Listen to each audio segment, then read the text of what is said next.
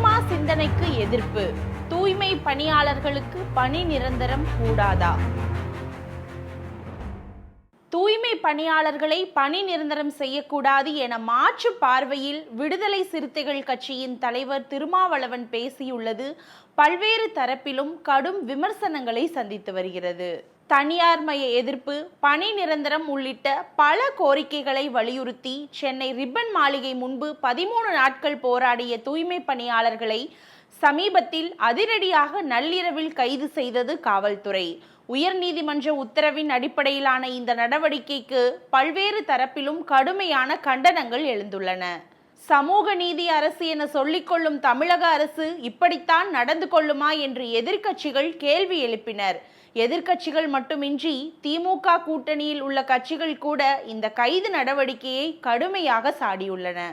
தூய்மை பணியாளர்கள் போராட்ட களத்துக்கு சென்ற போதும் அதன் பின்னரும் அவர்களை பணி நிரந்தரம் செய்ய வேண்டும் என பேசிக் கொண்டிருந்த திருமாவளவன் கைது நடவடிக்கைக்கு பின்னர் மற்றொரு கோணத்தில் பேசியது பெரும் அதிர்வலைகளை ஏற்படுத்தியுள்ளது.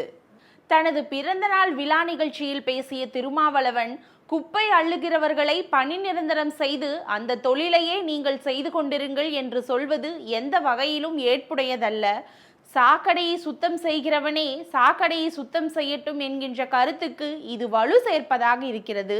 இதை போய் போராடுகின்ற தூய்மை பணியாளர்களிடம் சொன்னால் அவர்களுக்கு எதிராக நாம் பேசுகிறோம் என்று கருதுவார்கள். அதனால்தான் நாமும் பணி நிரந்தரம் செய்யுங்கள் என்று சொல்ல நேர்ந்தது.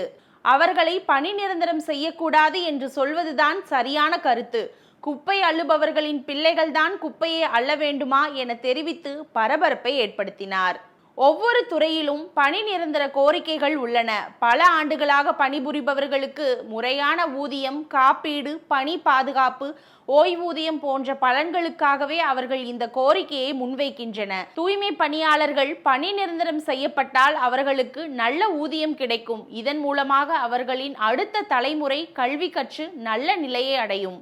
ஆனால் பணி நிரந்தரம் இல்லை என்றால் தொடர்ந்து அவர்கள் தனியாராலும் சுரண்டப்படுவார்கள்.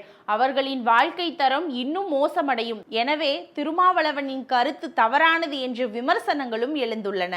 இது குறித்து கருத்து தெரிவித்துள்ள பாமக தலைவர் அன்புமணி, பணி நிரந்தரம் உள்ளிட்ட கோரிக்கைகளை வலியுறுத்தி தூய்மை பணியாளர்கள் 13 நாட்களாக போராட்டம் நடத்தி கொண்டிருந்த போது முன்வைக்கப்படாத இந்த யோசனைகள் தூய்மை பணியாளர்கள் மீது அடக்குமுறையை கட்டவிழ்த்து விட்டால் தமிழ்நாடு அரசின் மீது ஒட்டுமொத்த தமிழகமே கோபத்தில் இருக்கும் நிலையில் எழுப்பப்படுவது வினோதமாக உள்ளது.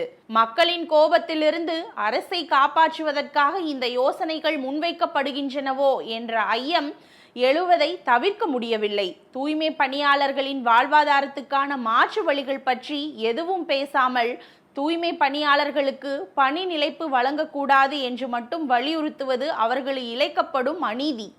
சமூக நீதி என்ற பெயரில் தூய்மை பணியாளர்கள் சுரண்டப்படுவதற்கு எவரும் துணை போகக்கூடாது என்று காட்டமாக தெரிவித்துள்ளார். திருமாவளவனின் கருத்தை கண்டித்துள்ள மத்திய இணையமைச்சரும் பாஜக மூத்த தலைவருமான எல் முருகன், தூய்மை பணியாளர்களை பணி நிரந்தரம் செய்ய வேண்டும். தூய்மை பணியாளர்களின் கல்வி தகுதிக்கு ஏற்றவாறு அவர்களுக்கு பணி உயர்வையும் வழங்க வேண்டும். மாற்றி மாற்றி பேசி பட்டியலின மக்களுக்கு திருமாவளவன் மிகப்பெரிய துரோகத்தை இழைத்து வருகிறார். கடந்த 5 ஆண்டுகளில் பட்டியலின மக்களின் பிரச்சனைகளுக்கு திருமாவளவன் குரல் கொடுத்ததில்லை. திமுக கூட்டணியில் ஒட்டிக்கொள்ள வேண்டும், அந்த கூட்டணியிலிருந்து MP MLAக்களாக வேண்டும் என்பதுதான் அவருடைய குறிக்கோள் என்று காட்டமாக விமர்சித்துள்ளார். எதிர்க்கட்சிகள் மட்டுமின்றி திமுக கூட்டணியில் உள்ள மார்க்சிஸ்ட் கம்யூனிஸ்ட் கட்சியின் மாநில செயலாளர் பே. சண்முகமும் திருமாவளவனின் கருத்தை ஏற்கவில்லை. அவர் இது குறித்து கூறும்போது, தூய்மை பணியாளர்களை பணி நிரந்தரம் செய்யக்கூடாது என திருமாவளவன் சொல்லும் கருத்து சரியானது அல்ல. எனக்கு தெரிந்த ஒரு பெண்ணின் பெற்றோர் இருவரும் தூய்மை பணியாளர்கள். நிரந்தர பணியாளர்களாக அவர்கள் இருந்தால் அதில் கிடைக்கும் வருமானம் மூலம் அப்பெண்ணை நன்றாக படிக்க வைத்தனர். இதனால் அப்பெண் இன்று முனைவர் பட்டம் பெற்று கல்லூரி பேராசிரியராக இருக்கிறார். ஒருவேளை அவர்களுக்கு நிரந்தர பணி இல்லை என்றால் பெற்றோர்களுக்கு பின் அந்த பெண்ணும் தூய்மை பணிக்கே வந்திருப்பார். பணி நிரந்தரம் செய்யப்பட்டால் அதில் கிடைக்கும் ஊதியம், சலுகைகளால் அடுத்த தலைமுறை முன்னேற்றம் அடையும். நாம் ஒன்றும் பரம்பரையாக ஒரு குடும்பத்துக்கு தூய்மை பணியாளர் பணியை வழங்க வேண்டும், அதே வேளையை பரம்பரையாக அவர்களுக்கு நிரந்தரம் செய்ய வேண்டும் என கேட்கவில்லை. இப்போது பணியில் உள்ளவர்களை நிரந்தரம் செய்யவே கேட்கின்றோம் என்று தெரிவித்துள்ளார். தூய்மை பணியாளர் பணி நிரந்தரம் தொடர்பான திருமாவளவனின் கருத்துக்கு எதிர்க்கட்சிகள் மட்டுமின்றி அவரின் கூட்டணி கட்சிகளே எதிர்வினையாற்ற ஆரம்பித்துள்ளன. இதற்கு அவர் என்ன பதில் சொல்ல போகிறார் என்பதை பொறுத்திருந்து பார்ப்போம்.